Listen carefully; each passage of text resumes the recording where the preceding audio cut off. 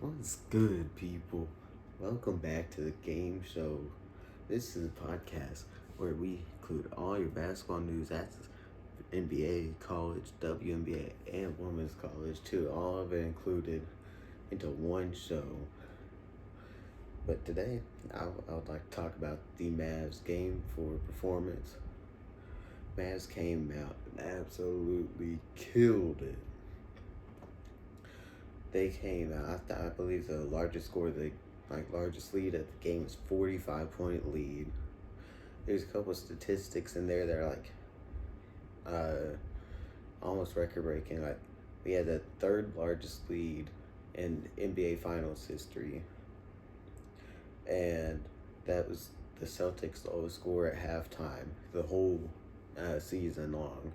That's regular season and playoffs. It was their largest lead of the playoffs, which is pretty crazy to me, uh, especially as a Mavs fan.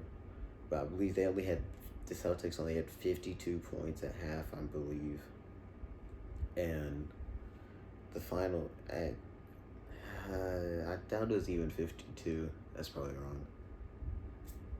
But anyways, the Mavs absolutely destroyed it. I believe the game finished with a 42-point game. And fourth quarter, I mean, you had your backups in, like Jason Kidd ended up putting in the whole bench. And we still maintained a 40-point lead. And I believe a lot of this is due to Celtics having a bad game and Mavs having a great game. Like, that happens. But now, like, everyone says, like, yeah, the Mavs are going to lose. And they probably are. Okay? They probably are. And I'm a Mavs fan. I hate to admit it. But Celtics are the better team. Like I said in the last podcast, episode 1, this like their team is absolutely stacked. Ours just can't really compete even. But I mean, we can't compete like depth wise. We don't have the depth that they have because they have Jaylen Brown, Jason Tatum, Porzingis, Drew Holiday, and I forgot their fifth starter's name, but still, those are 4 stars right there. And a lot of this game's success, I believe, came from Porzingis being hurt, and the whole series we've been able to kind of keep Tatum from scoring too much. Jaylen Brown didn't get too many points that game. It was really good defense. Plus, we actually put points on the board this game. And like I said in the last episode, we really, really, really need to start scoring. And one of the things I want to talk about is in the first episode, I said we need to start going back to lobs. Use our big man, especially with Porzingis being out and everything else, that we need to go back to Lob City. Because during the season and like after the trade deadline and the start of the playoffs here, we were the number 1 team in lobs. And we went back to that this game. We saw a lot more lobs. And I feel like it helped us a lot. It gave us a lot of points. But a lot of people are saying that it's impossible for the Mavs to come back and win this. But I agree. We're probably not going to win.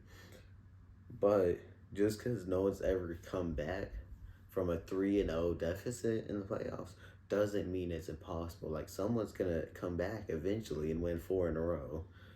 And it's just a matter of time. This could be the time someone comes back from a 4-0. If we just keep playing like that, there's a chance that we can come back. And Mavs in 7, baby. You know what I'm saying? But yeah, and Mavs here, if we go on and win this game at the Celtics, like in Boston, at Celtics home, and then now all of a sudden pressures on the Celtics, like they can't let us back in it. Then we get game 6 at our place. We win that, all of a sudden, just like that, you're in this. You have a real shot at this. And we just have to come out next game on Monday and just have to keep playing that defense and keep scoring. If Kyrie and Luka are scoring and we don't keep getting our role players to produce, then we're not gonna win. And but the whole year I've not really liked Tim Hardaway and how he's played. But last game, if he can keep shooting like he did in game 4, I mean, I think he was 5 for 6 or 5 for 7 from the 3 point range, which might have been some of the best I've seen him shoot. Some of the craziest threes I've seen this year, especially from him. And if he keeps shooting like that, I believe that there's a chance that we have a better shot at winning game 5, so on. And that can really just lead to getting our offense going and getting everyone going again. And if we keep playing our defense like we have been and offense, then we have a real shot at this. But I want to talk about Derek Lively for a second too. Derek Lively this year was a rookie. I think he's 20 years old and like only 20. And I would say he's already top 10 in centers in the league. And it gave him this offseason maybe another year to progress. Like, I think next year he's going to be top 5. And for too long, he's going to be top 3. And we're going to have one of the top centers in the league in Derek Lively. If we can, because in game 4, he snuck out and shot a corner 3. Because I've seen videos and clips of them working with him in practice on shooting his threes in practice anyways. He's shooting them pretty regularly. So if that becomes a worry for them and they have to start guarding him, that's just less interior defense for them and more points for Luka and Kyrie and chances to score. And like Lively plays incredible defense already. We just need to work on his interior shooting and finishing, and he's easily top 3. And that's really all I have to say for today. And with that, hope to see you guys next time. Make sure you comment below what you want to see next time and your suggestions, and leave a like below and check out our other videos for more information. That's it. See y'all.